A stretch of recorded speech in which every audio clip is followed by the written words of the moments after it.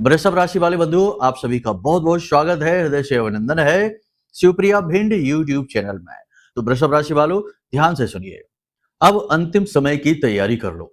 अंतिम समय किस चीज का? तकलीफों का, परेशानियों का, जो भी कष्ट जीवन में चल रहे हैं, उन कष्ट और दुखों का अंत का समय आ चुका है। जी हाँ बंधुओं, ग्रह नक्षत्र आपके अनुकूल राशि परिवर्तन कर रहे हैं, अपनी चाल को बदल रहे हैं। अब इनका पूरा लाभ आपको लेना है। अब ग्रह नक्षत्र तो चाल बदल देते हैं, वातावरण को भी बदल देते हैं, लेकिन आपने कुछ गलतियां लगातार करते रहे, अपनी मानसिकता को न बदला, अपने सोचने के ढंग को न बदला, अपने जीवन में छोटे मोटे छोटे बदलाव नहीं लेकर आए, तो इन ग्रहों की राशि परिवर्तन का भी जीवन पर कुछ खास फर्क नहीं पड़ता है। उसमें भी यह देखा जाता है कि किन ग्रहों का राशि परिवर्तन है और उन ग्रहों की आपकी कुंडली में, आपकी जन्म पत्री में क्या स्थिति है। शुभ है, अशुभ है, पापग्रस्त हैं, अस्त हैं या किसी अन्य प्रकार से नकारात्मक स्थिति में बैठे हुए हैं, तो उनका प्रभाव नेगेटिव हो भी सकता है। कहने का मतलब यह है कि आपको कुछ जरूरी सावधानियां रखनी है, कुछ जरूरी कार्य करने हैं और कुछ संकेतों को समझना है। इन संकेतों से आप समझ जाएंगे कि होने वाले बड़े ग्रहों के राशि परिवर्तन, जिनकी हम बात करें, शुक्र की बात करें, बुध तो अस्त हो ही चुके हैं, और जैसे कि हम बात करें मंगल का राशि परिवर्तन, इनका आपके ऊपर क्या प्रभाव पड़ने वाला है, संकेत हम आपको बताएंगे। अच्छे बुरे मिले जुले संकेत बताएंगे, आपको पता लग जाएगा कि ये जो राशि परिवर्तन है, ग्रहों की स्थितियां बदल रही हैं, इनका आप पर क्या प्रभाव पड़ने वाला है। इसी के साथ साथ हम आपके आने वाले 3 से 5 दिनों की सटीक भविष्यवाणियां करेंगे। 5 भविष्यवाणियां करेंगे, कुछ पॉजिटिव कुछ नेगेटिव, लेकिन इन भविष्यवाणियों में आपके लिए मार्गदर्शन भी होगा। हर भविष्यवाणी के लिए कुछ जरूरी सलाह, छोटी छोटी सलाह भी हम आपको देते चलेंगे, तभी तो वह भविष्यवाणी पूर्ण होती है। जो भी गुरु का कर्म है वो यही है कि ना केवल समस्या बताएं बल्कि समाधान की भी बात करें। तो ये कर्म हम करेंगे। इसी के साथ साथ कार्यक्रम के अंत में आपको बताएंगे एक ऐसा शक्तिशाली उपाय, जरूरी उपाय, जो आपको आने वाले 5 से 7 दिनों तक लगातार प्रतिदिन करना है, रोज करना है। इसको करने से आपका बुध, शुक्र और मंगल तीनों ही अनुकूल हो जाएंगे, और ये 3 ग्रह अनुकूल होने से जीवन में कई प्रकार के कष्टों का नाश होता है। देखो, बुध शुक्र ये वैसे तो ग्रहों की दृष्टि से देखा जाए तो ग्रह ही हैं, लेकिन कहीं ना कहीं इनका शास्त्रीय कोण इस प्रकार से भी बनता है कि बुध को नारायण और शुक्र को लक्ष्मी, माता लक्ष्मी का प्रतीक माना जाता है। तो इस लिहाज से यदि आपने इन दोनों ग्रहों को अनुकूल बना लिया, साथ ही मंगल, मंगल जो हनुमान जी के अधीन है, हनुमान जी को ही सूचित करते हैं, उनका प्रतीक ही है। तो यदि मंगल भी अनुकूल हो गया तो फिर आपके जीवन में पॉजिटिविटी बहुत ज्यादा आएगी, काम पूरी गति के साथ चलेंगे, बिगड़े काम बनने लगेंगे और व्याधियां, परेशानियां, अड़चने, नकारात्मकताएं जीवन में है वो एक एक करके समाप्त होने लगेगी। तो ये जो उपाय है ये आपको जरूर करना है, समय की मांग है ये। अगर आपने इस उपाय को नहीं किया तो आप बहुत बड़ी भूल कर बैठेंगे। देखो क्या होता है ना, जैसा कि हमने शुरुआत में कहा कि ग्रह तो अपनी चाल बदल देंगे, कुछ समय बाद फिर से पॉजिटिव, फिर से नेगेटिव, ये तो चलता ही रहता है। ग्रह तो रुके हैं नहीं, अपनी गति बनाकर घूम रहे हैं। आपका यह धर्म है, आपकी यह ड्यूटी है कि आप पहचाने ग्रहों की चाल को। प्राचीन काल में ज्योतिष विद्या को सामान्य शिक्षा पद्धति में पढ़ाया जाता था। मौखिक तौर पर लोगों को छोटे मोटा ज्योतिषीय गणित लगाना आता था, तो लोग जानते थे, समझते थे कि उनके ग्रहों की स्थितियां क्या हैं, कब किस प्रकार का गोचर हो रहा है, शुभ है, अशुभ है। अपनी कुंडली, अपनी पत्री को थोड़ा बहुत पढ़ना जानते थे। तो इससे होता यह था कि बहुत सारी समस्याओं को वो अपने जीवन में आने से रोक दिया करते थे और अच्छे समय का पूरा लाभ ले लिया करते थे, जिन्हीं को लोग चमत्कारों का नाम भी देते हैं। आज के समय में ये विद्या गुम हो चुकी है, तो इस वजह से लोग परेशान हैं, बिना मतलब में ही। जहां अच्छा होने वाला होता है वहां बुरा हो जाता है, जहां रिश्ते बन रहे होते हैं वहां अचानक से बिगड़ जाते हैं। चीजों की समझ नहीं है, ग्रहों की चाल का अध्ययन नहीं है, ज्ञान नहीं है। खैर, चिंता की बात नहीं है, सारी बातें हम आपको समझाने जा रहे हैं। बस आपको करना यह है कि बिल्कुल फुर्सत से सभी कार्यों को छोड़कर पूरे चैन से, चित्त के साथ, ठंडे दिमाग से कार्यक्रम को देखना है, बातों को समझते जाना है। हर एक बात बहुत महत्वपूर्ण है और आपके जीवन से जुड़ी हुई है। आप नहीं देखेंगे तो कौन देखेगा? आखिर आपको ही कदम उठाना पड़ेगा। मार्गदर्शन देना हमारा काम है, हम इतना ही कर सकते हैं। करना आपको है, कदम आपको उठाने हैं, कर्म आपको करना है। ठीक है? तो उम्मीद करते हैं सारी बात आप समझ रहे हैं, कार्यक्रम में अंत तक जरूर ठहरेंगे। महामाई को याद करते हुए कमेंट बॉक्स में पूरे भक्ति भाव के साथ लिख डालिए, जय मां भद्रकाली कृपा करो, हर हर महादेव। श्रावण का पवित्र महीना आपके जीवन में खुशियां ही खुशियां लेकर आएगा, ऐसी उम्मीद करते हैं, भोलेनाथ से प्रार्थनाएं करते हैं। तो चलिए बंधुओं, अब ध्यान से सुनिए। जय माई की। बंधुओं, ज्योतिष और तंत्र विद्या के क्षेत्र में आचार्य अमित एक जाना माना नाम है। पूज्य गुरुदेव के साधनाओं और ज्योतिष विद्या के अनुभव बेहद दिव्य है। जी हाँ, पूज्य गुरुदेव ने जिसकी भी कुंडली का विश्लेषण किया और कुंडली के अनुसार उसे सटीक उपाय व महामाई माँ बगलामुखी की विशेष कृपा दी, उसके जीवन में सकारात्मक बदलाव तो आए ही है। फिर चाहे समस्या कितनी ही कठिन क्यों ना हो, समाधान तो अवश्य हुआ है। अब ऐसे में यदि आप भी अपने जीवन की किसी बड़ी समस्या से जूझ रहे हैं, जैसे कि कर्जा बढ़ता ही जा रहा है, काम धंधा और व्यापार सब रुक चुका है, रिश्ते नातों में तनाव हद से ज्यादा बढ़ गया है, पूरा जीवन ही नकारात्मकताओं से भर गया है, तो ऐसे में यही सही समय है जब आप श्रेष्ठ गुरु से मार्गदर्शन प्राप्त करें और जीवन के अंधकार को समाप्त कर दिव्य प्रकाश की ओर कदम बढ़ाएं। वीडियो में दिए गए नंबरों पर तुरंत संपर्क करिए और अपनी कुंडली का विश्लेषण व समाधान पूज्य गुरुदेव के द्वारा करवा लीजिए। देर ना करें, आपके देवी देवताओं के आशीर्वाद से ये मौका खुद चलकर आपके पास आया है, इसे गंवाना नहीं है। अभी फोन करें और गुरुदेव से मार्गदर्शन प्राप्त करें। महामाई आपका कल्याण करें। धन्यवाद।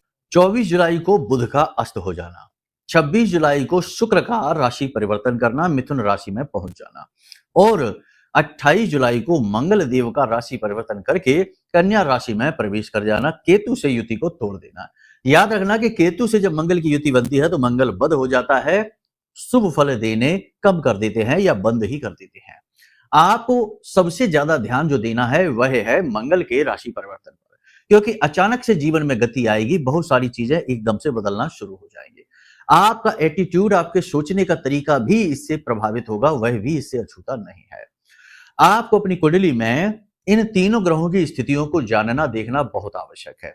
यदि आप निकाल सकते हैं तो अपनी जन्म कुंडली को निकाल कर देख लीजिए, तीनों ग्रहों की स्थितियों को देख लीजिए।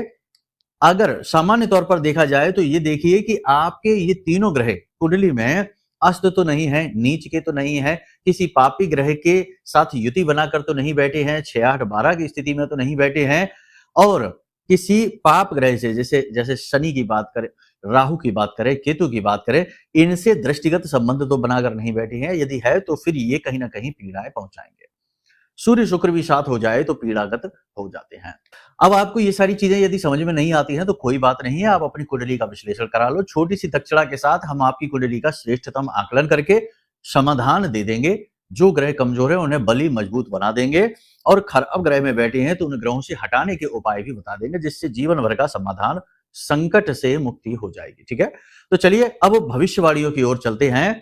सबसे पहले बात करते हैं सावधानी की। जी हाँ बंधु, क्योंकि अच्छे से ज्यादा बुरे का ध्यान रखना बहुत जरूरी होता है, क्योंकि परेशानी वहीं से आती है। अपरिचित लोगों पर पूरा भरोसा ना करें। लोग आपके पास आएंगे, आपका दुरुपयोग करेंगे, आपको ठेस पहुंचाने की कोशिश करेंगे। गलत कार्य भी आपके साथ हो सकता है, मतलब कि आपका मानसिक शोषण भी हो सकता है, आपकी चीजें भी ली जा सकती हैं, ठगी जा सकती हैं, रुपए पैसे की ठगी हो सकती है। तो अगले 3 से 5 दिनों तक अनजान अपरिचित लोगों पर एकदम से दिल खोलकर भरोसा नहीं करना है। कहीं ना कहीं शक, थोड़ा सा वहम अवश्य रखना है। आलस्य की अधिकता हो सकती है, शरीर में ऊर्जा की कमी रह सकती है, और इसकी वजह से काम खराब हो सकते हैं। काम को आप टाल सकते हैं, तो ये स्थिति आपके लिए थोड़ी सी परेशानी उत्पन्न करने वाली हो सकती है। एक सबसे महत्वपूर्ण बात यहां पर हम आपको बता दें कि कोई भी काम जल्दबाजी में आपको नहीं करना है। जी हाँ, देखो, पहले तो आलस में काम को आपने टाला, खींच दिया, लेट हो गए, अब जल्दबाजी में काम को खींच रहे हैं। जल्दबाजी में काम खराब होगा, तो थोड़ा सा धैर्य के साथ ठंडे दिमाग से समय के अनुकूल कार्य करें। ये बात सही है कि आपका काम करने का मन नहीं करेगा, नकारात्मकता भी मन पर थोड़ी सी हावी रहेगी, शारीरिक स्वास्थ्य भी आपका पूरी तरह से ठीक नहीं रहेगा, भारीपन, स्थूलता बढ़ेगी, नकारात्मकता बढ़ेगी, ऊर्जा की कमी से आप जूझेंगे, जिसकी वजह से जरूरी कामों को भी आप थोड़ा सा टालेंगे, आगे खींचेंगे। काम का दबाव भी थोड़ा सा कम होगा। जैसे प्रोफेशनल की बात कर रहे हैं, बिजनेस हो चाहे नौकरी हो, कार्यस्थल पर काम का थोड़ा सा प्रेशर हल्का होगा। इतना कठोर हार्ड वर्क, मेहनत अभी आपको नहीं करनी पड़ेगी। उधारी से आप परेशान रहेंगे। यदि आप व्यापार करते हैं, बिजनेस करते हैं, तो उधारी आपको बहुत परेशान करेगी। लोग आपसे उधार सामान ले लेंगे, लेकिन पैसे देने में नानुकुर करेंगे, टालेंगे, जिससे आपका पैसा अटकेगा, आप परेशान हो जाएंगे। सामान्य स्थिति में भी इस बात की संभावना है कि कोई आपसे उधार पैसे मांग सकता है, तो थोड़ा सा सावधान होकर और उसका पुराना रिकॉर्ड देखकर ही उसे पैसे देना है। यूं ही बिना सोचे समझे ना दे देना, और एक सीमा में रहकर ही देना है। लिमिट से ज्यादा, सीमा से ज्यादा लेन देन खतरनाक रहेगा, आपका ही पैसा अटकेगा। छोटी छोटी बातों का ख्याल रखिए, ये बहुत महत्वपूर्ण है। जैसे जल्दबाजी वाली जो टॉपिक था, उसी में हम आगे ये कह सकते हैं कि छोटी छोटी बातों को इग्नोर नहीं करना है, ठीक है ना। ध्यान देना है। जैसे कि हम अपनी पूरी तैयारी करते हैं तो उसमें हम कुछ छोटी छोटी चीजों को छोड़ देते हैं, वो छोटी छोटी चीजें ही बड़ी समस्याओं को जन्म दे सकती हैं, किसी भी प्रकार की स्थिति हो। इसी प्रकार छोटी छोटी बातों की भी बात करेंगे कि यदि कोई व्यक्ति कुछ कह सुन रहा है, आपके बारे में कुछ नकारात्मक बोल रहा है, जैसा कि बोलेगा ही, कोई आपका अपना ही आपका दिल दुखाएगा, आपके लिए कुछ गलत बोलेगा, अपशब्द भी बोलेगा जिसे सुनकर आपको अच्छा नहीं लगेगा। हम तो इन्हें छोटी छोटी बातें ही कहेंगे। देखिए, आपका जीवन है, आपका मन है, और आपका इस पर पूरा नियंत्रण होना चाहिए। दुनिया का कोई भी इंसान कुछ भी कहता रहे, आपको इससे कोई फर्क नहीं पड़ना चाहिए, क्योंकि आप क्या हैं, कौन हैं और क्या करते हैं, ये आप अच्छी तरह से जानते हैं। आप अपने लिए सच्चे हैं, दुनियादारी से आपको कोई फर्क नहीं पड़ना चाहिए। तो छोटी छोटी बातों का, यानी गलतियां जो हो सकती हैं, उन गलतियों का ख्याल रखिए, और छोटी छोटी बातों को दिल से नहीं लगाना। किसी ने कुछ कह सुन दिया तो बैठ के रो रहे हैं, आंसू बहा रहे हैं, हम तो इससे इतना प्रेम करते थे, लेकिन अब इसने कैसा, देखो हमारे बारे में क्या बोल दिया, क्यों कह दिया, ऐसा इसने क्यों किया, हमें धोखा क्यों दिया। ये सारी बातें बिल्कुल बेईमानी है। आज का समय जो है ना, वो बड़ा क्रूर है। आज के समय में लोग बस यही मौका तलाशते रहते हैं कि कैसे अपना मतलब सीधा हो। अपना मतलब सीधा होने के बाद एक बार भी पीछे मुड़कर नहीं देखते हैं, और अपनों में ही शत्रु छुपे बैठे हैं। ये याद रखिए, खास तौर से आपकी राशि के जातकों के लिए शत्रु बाहर से नहीं आएंगे, अपनों में ही लोग शत्रुता निभाएंगे, ठीक है। अगली भविष्यवाणी बहुत अच्छी है कि आप किसी प्रकार के धार्मिक पूजा पाठ अनुष्ठान में भाग ले सकते हैं, धार्मिक यात्रा पर जा सकते हैं।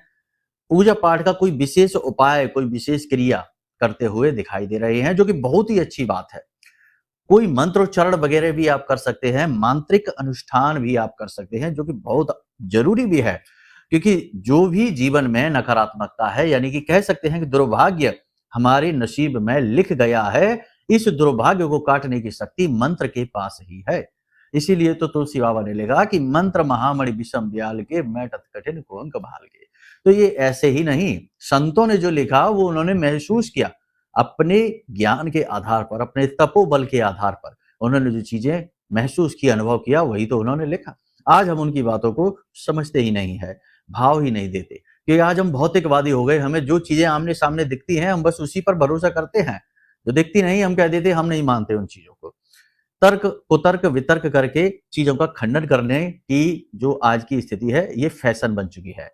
लोग इसमें ज्यादा बुद्धिमान दिखाई देते हैं दूसरों को, हमें तो मूर्ख दिखाई देते हैं। किसी की बात को दिल से नहीं लगाना है, हम कह चुके हैं। किसी बात को लेकर मन में भय रहेगा, कोई फैसला आने को है, किसी प्रकार का कोई निर्णय, कोई डिसीजन, कोई विवाद की स्थिति, कोई जॉब का इंटरव्यू हुआ था उसका कुछ आने को है, या कोई अनजाना डर भय, कोई लोन, कोई कर्जा, किसी प्रकार का लेन देन, किसी प्रकार का कुछ ऐसा है आपके मन में जो आप बता नहीं पा रहे लोगों को, किसी को, लेकिन अंदर ही अंदर वह आपको खाए जा रहा है। लगातार आपको मन में भय, डर रहेगा। थोड़ी आपकी वाणी भी असंतुलित होगी, आप गलत शब्दों का प्रयोग भी कर सकते हैं, आवेश में भी आप आ सकते हैं। थोड़ा अपनी वाणी पर भी आपको नियंत्रण रखना है। और याद रखिए कि जो चीजें जीवन में आप नियंत्रित नहीं कर सकते हैं, उन्हें भगवान के ऊपर छोड़ने में ही अक्लमंदी है, क्योंकि वो चीजें भगवान ने अपने हाथ में ही ले रखी हैं। इसीलिए तो आप उनमें कुछ कर नहीं सकते, उनका फैसला भगवान ही करने वाले हैं, तो उन्हीं को करने दो, उनका काम उन्हें करने दो, आप अपना काम करो, इससे आप बहुत हल्के रहेंगे, ठीक है। चीजों को केवल और केवल अपने व्यक्तिगत नजरिए से मत देखो। जिंदगी बहुत ही विस्तृत है, बहुत बड़ी है। बड़ी से मतलब यहां हम वर्षों की बात नहीं कर रहे हैं, हम इसके व्यापक स्वरूप की बात कर रहे हैं, वैश्विक स्तर की बात कर रहे हैं। देखिए, छोटी सी एक कहानी है कि एक किसान जो है वो अपनी बड़ी बेटी के घर जाता है, तो बड़ी बेटी कहती है कि पिताजी आप भगवान से, क्योंकि उसके पिताजी पूजा पाठ करने वाले थे, तो कहती है कि पिताजी आप भगवान से कहना कि इस वर्ष बारिश बहुत अच्छी कराएं, हमारी खेती हमने जो की है ना उस पर ज्यादा बारिश की आवश्यकता है। पिताजी कहते ठीक है, भगवान से हम दुआ करेंगे। उसके बाद पिताजी छोटी बेटी के घर जाते हैं, तो छोटी बेटी ने ईंटें पथवाई थी, ईंटें जो होती है ना, मकान बनता है, वो ईंटें पथवाई थी और ईंटें कच्ची थी। तो वो कहती है कि पिताजी आप भगवान से प्रार्थना करना कि इस वर्ष बारिश ना करें ज़्यादा, अगर बारिश हो गई तो हमारी ईंटें सारी की सारी खराब हो जाएँगी, मिट्टी बन जाएँगे। तो अब पिताजी तो बड़ी ही दुविधा में फँस गए कि एक कहती है कि दुआ करो कि बारिश हो, एक कहती है कि बारिश ना हो। तो अब भला भला पिताजी क्या बोले, क्या माँगे? तो उन्होंने इसे भगवान पर ही छोड़ दिया कि आपको जो अच्छा लगे वो आप करिए। यही संत स्वभाव है, यही बुद्धिमान का स्वभाव है। तो हम जब व्यक्तिगत नज़रिए से चीज़ों को देखते हैं तो हमें गलत और सही चीज़ें दिखती हैं, लेकिन उसके नज़रिए से चीज़ें सर्वश्रेष्ठ होती हैं। हो सकता है आज जो चीज़ हमें बहुत खराब लग रही हो कि हमारे जीवन में ये चीज़ बहुत खराब है, लॉन है, बहुत परेशान कर रहा है, ये इंसान हमें बहुत ज़्यादा व्याकुल कर रहा है, परेशान कर रहा है।